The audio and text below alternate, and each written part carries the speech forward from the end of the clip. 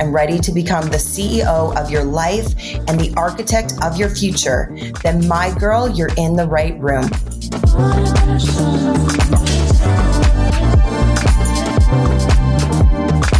Welcome to your wealthy era.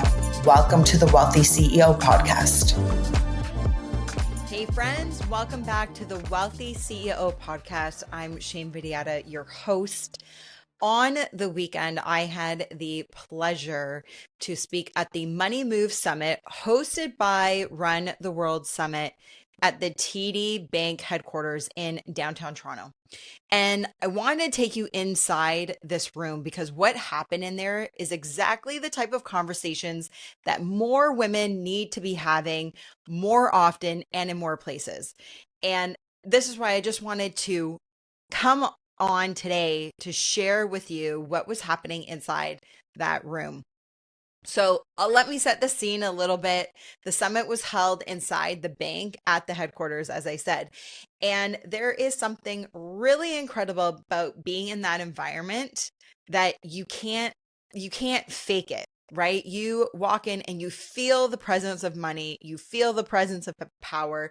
There is a presence of generations that have come before you. And so already you just felt like the energy was majestic in the room, if you will. And yet it was met with like elegance and it was really elevated. The aesthetic was beautiful. There was so much attention to detail. And so this became such a powerful venue to have incredible conversations. And it wasn't just about the room, of course. It's about who was in the room. There was over 400 women that came together who were founders and leaders and entrepreneurs, probably some corporates and 9-to-5s as well. But the most important part was each of the women that showed up on the weekend, they were ready to have real conversations around building wealth, investing, in real estate. And these, as you know, are conversations that most people are not having on a regular basis. It's part of the reason why this podcast exists. And so I just loved being in the room, and it was so juicy. It was so good that I wanted to share the insights that happened on my panel. I spoke on the Smart Investing for Founders, how to grow wealth beyond your business. And my soul was just lit being on this stage. I just love doing this. I love sharing with women what I know, what I've done, and seeing women rise, allowing them to feel supported, and mostly creating a safe space where they can ask questions. So I want to share with you some of the things that came on the stage, like I said. So the first biggest foundation I'm going to say is that if you're wanting to collapse time on building your wealth, you have to start adopting the mindset and habits and skills of not just multimillionaires, but also billionaires. I went to the B Club on the stage by saying this. And even though you're not there right now, I'm not there right now yet, we can start adopting habits and I'm going to say the success clues that billionaires and multimillionaires do. And so this is one of the things I encourage people to do in their business as you're building, as you're creating. The average person plans in weekends, in months, occasionally in years. Millionaires plan in decades, and billionaires plan in generations to come. They are making moves today that are designed to create wealth for their children's children's children. And you could start building like this right now. And we're going to dive into a little bit around this. And the way you think is going to shape the structures that you build. The second thing that came up on stage, and I think really stopped a lot of people, is sharing with them that no billionaire on the planet became a billionaire without also owning real estate. Not one. Show me a billionaire that does not own real estate. It is the asset class that builds and protects generational wealth, period. And so I want you to start thinking, if you don't own real estate right now, part of your goal for this year should be asking how? How can I acquire real estate? And I'll share with you what I shared in the room, that if I could go back to my 25-year-old self, starting out not just in my real estate career, but also looking to acquire real estate for the first time, I would not have bought a primary residence first. I would have bought an income producing asset. And because at 25, I was thinking like a lot of people, I want to own my first house. And it's not even a thing of wanting to impress people. I think you want to impress yourself. And of course, like if you're buying your first house, people are going to be impressed that you're doing that. And there is nothing wrong with that. But that house didn't pay me like how an income producing asset would. And so your first property should be designed to pay you. Looking at cash flow, appreciation, leverage, location. And one of the questions that I was asked was, if you're building your business right now, can real estate become a distraction to that? And I want to share with you this very crucial point. If you do not own assets, you do not have leverage. It's really that simple. And as you're building your business, there might come a point in time where you're needing a cash injection in your business, and you might not want to have to go and raise capital. You might not want to have to go and look for investors. And if you don't have any assets to borrow against or to use as leverage, where are you going to come up with that capital? And so I'm a really firm believer that both is able to happen at the same time. Everything is figure outable. You are able to figure out how can you go acquire your first property while you're building your business. And maybe if it is for your first property, maybe you do a joint venture, you get a partner, you put in a very good divorce clause in the event that you guys go separate ways.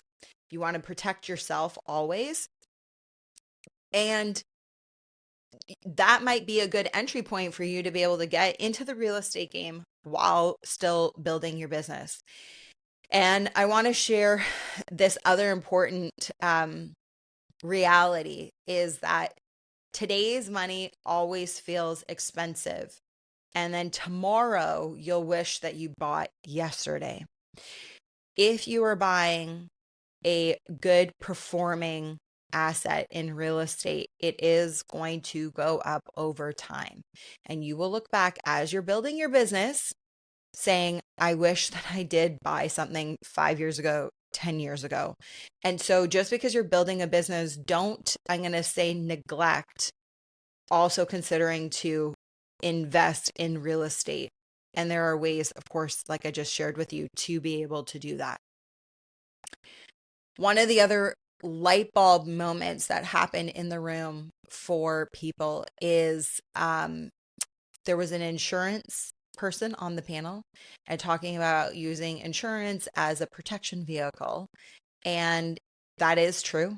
There's different insurance instruments, is what I refer them to as, that are very, very good to have. And I think a lot of people are really undereducated in this area, actually.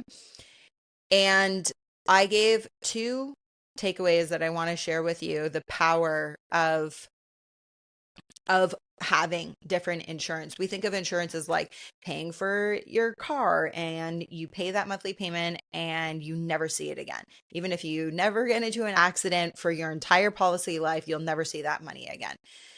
There are certain insurance policies, like a whole life policy, like critical insurance, that when you pay into them, they have extreme benefits. And some of them are compounding, like whole life, that can actually set you up yourself for your life, but also for your children and your children's children.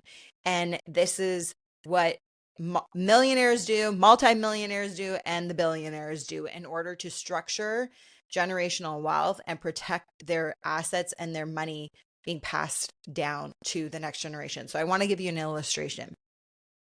When I got pregnant, I called my insurance guy and I said, I need a whole life policy prepared and ready for my daughter who's not born yet, because the earlier you get into a policy, it's going to be the cheapest it's going to be. And so at 0 years old, I wanted to put a whole life policy on her. Her policy, I'll be very transparent with you, cost me $5,000 for the entire year. Okay.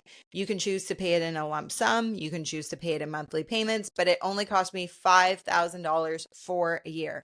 And if I pay $5,000 each year for 20 years, okay, by the time she is 70 years old, I actually should do the math on this for you guys of how much I actually pay into the policy. You know what? I'm actually going to do it right now. Let's just have some, bear with me. I know I should have done this ahead of time for you, but I want to make this really freaking crystal clear. Okay. $5,000 a year for 20 years is $100,000.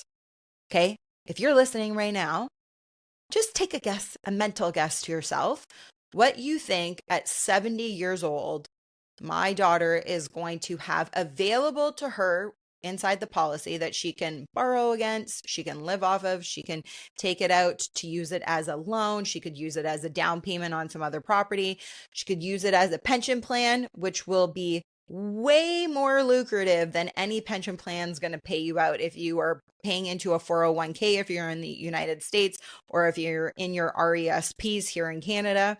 Okay. So for 20 years, you pay in $100,000 over time. And this policy is going to give her about $3 million when she is 70 years old. And it's going to give her children, when she passes away at 70, hopefully she'll live older. And if she does live older, this amount will be even greater. But I'm just using 70 as an illustration. It's going to give her $7.3 million tax-free that she will be able to leave to her children, who are, of course, not born yet. My daughter's 15 and a half months. This is such a powerful tool to set up wealth structures, tax-free, and building generational wealth. Okay, very simple. And it doesn't cost a lot. Like I just told you, that costs $5,000 per year, and it's $100K for the 20 years. There's also critical insurance, which I love. I have critical insurance. My daughter also has critical insurance. And I don't want to go into it too much, but I will tell you this, that if you have a critical insurance policy, and this is for sickness, like if you get diagnosed with cancer, if you get Parkinson's, if you get into a car accident and you become paralyzed, hopefully not, knock on wood, but like if you have some critical illness that takes place, they will give you a monthly check, okay, that has to do with the income that you would normally be bringing in. Not only do they give you that monthly check, okay, that's if you need it, right? So like that's great, wonderful. But if you never use the policy and you've paid into it for 20 years, you get all that money back. It's literally a win-win, but it's actually like you're creating your own savings account and you get the money back if you don't need to use it. And hopefully you won't need to use it. Hopefully my daughter will never need to use it. So those are two examples I gave on stage that literally had so many people like light bulbs going off. Could not believe that insurance policies actually have these structures in place to create wealth for each of us. And this isn't being talked about, which is why I love stages like this. This is why the podcast exists, so that I am able to help empower women to create wealth for themselves, but also for their children and their family. I want to share a story with you that I had so many women come up to me afterwards, thanking me for sharing my advice, my wisdom. They had questions, saying that, you know, there's not enough stages out there like this where women can come and talk about money, investing, and wealth. And I had one woman come up to me who is in her 50s. She has 3 children, and she shared with me that her father was very risk adverse. He did not have the stomach to invest in anything. And that was his mindset that he passed on to his daughter, who created so much fear in her to invest in anything. Real estate, the stock market, it didn't matter. He was very against investing in general. And she shared with me that at 50 years old, she is still renting. She has never invested. And of course, she's been hesitant to because of how she was brought up. After hearing about the examples I gave about the policy, of course, she wanted to know, is this available for my three children? And they were between the ages of 17 and 22. And I said to her, yes, absolutely. You can get a policy at any time. Just remember, the sooner you take out the policy, the better. It's going to have greater rewards because there's more time for it to compound, and it's going to be cheaper the sooner that you do it. But yeah, of course, you're able to do it. And my heart broke for her because she's in her 50s, and this is the pattern that she has inherited and the belief system that she has inherited from her dad. I was proud of her that she was in this room, and I was even more proud of her that she came up to me to share her story and to tell me that she is changing how she looks at investing, that she wants to start even in her 50s. And she knows that she needs to change her money mindset. And so we had a really, really powerful conversation. And I want to encourage you to think about, what is the money belief that you've been carrying that's holding you back? What is the pattern that you see in your life that maybe you inherited from your family, from society, from culture, from maybe a religious belief? Sometimes it's a teacher, family member.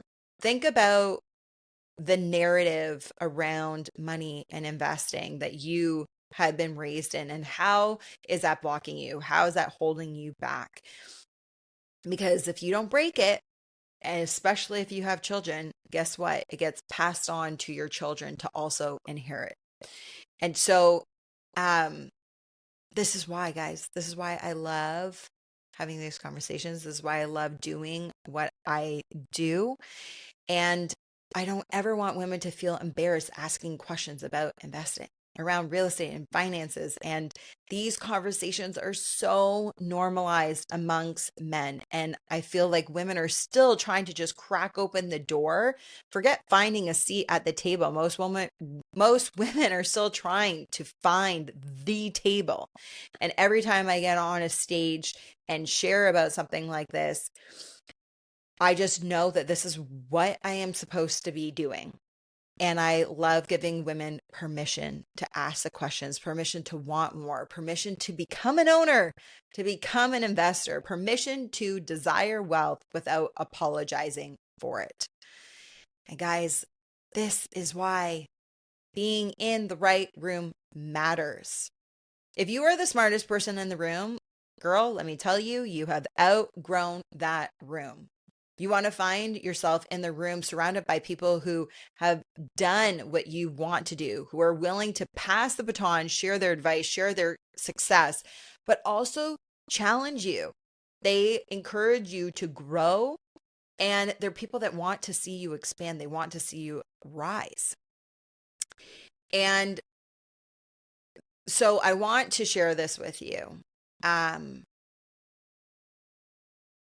Whatever you have going on right now, ask yourself, am I in the right circles? Am I in the right room? Whether it's a physical event, in a masterclass, and a mastermind, but find the room and invest in being there. And that action is going to really birth clarity. It's going to also help you to stop treating your money like casually and start directing it intentionally. And if you aren't already an investor or an owner, I want you to put in your mind, write it down, tweak your vision board to say that 2026 is going to be the year that you become an investor, the year you become a legacy builder.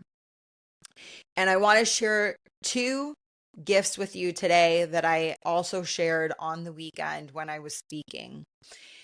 because this is your easiest entry point, okay? That I'm going to just give this to you. One of them is for free. I created the Reclaim Your Money checklist. This is the same checklist I gifted every woman in the room at the summit on the weekend. It is normally $77. And right now, if you are listening to this episode, I am going to make it free for you because action bursts clarity. And I want you to take that step, but I also want to support you in your rise. I want you to be able to identify the bridges, the gaps, and the barriers to all things around money and your finances and wealth so that you can actually know what steps you need to take next. And this checklist is going to give you that clarity. And it's going to tell you exactly where you stand and then the next best steps that you need to be taking. So to grab it, send me a DM on Instagram with the word reclaim, and I will send that over to you. You can also click the link in the show notes.